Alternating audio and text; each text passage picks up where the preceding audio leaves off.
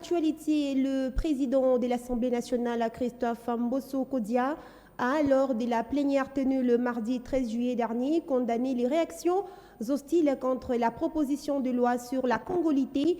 Contacté à ces sujets, Peter Mbala, juriste, pense que cette déclaration du président de la Chambre basse du Parlement congolais est tout à fait légitime. Il s'exprime dans ses propos recueillis par Jean Bayo.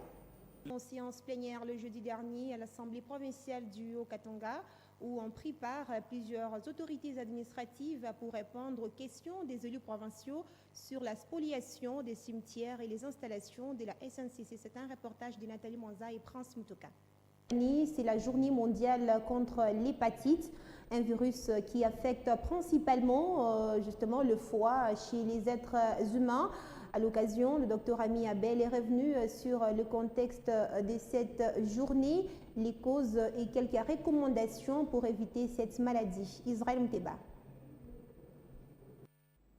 Dernier titre et avant de refermer cette édition du journal, les conditions de vie sont déplorables au quartier Moulao, dans la commune annexe ici à Lubumbashi.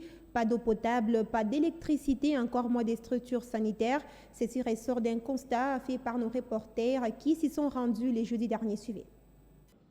Dernier titre et avant de refermer cette édition du journal, dans la province du Kasaï oriental, l'ex-ministre a pris le gouverneur et ministre des Finances est sorti de son silence. Il s'agissait pour Jean-Louis Kassongo d'expliquer à l'opinion les raisons de son éviction de l'exécutif provincial.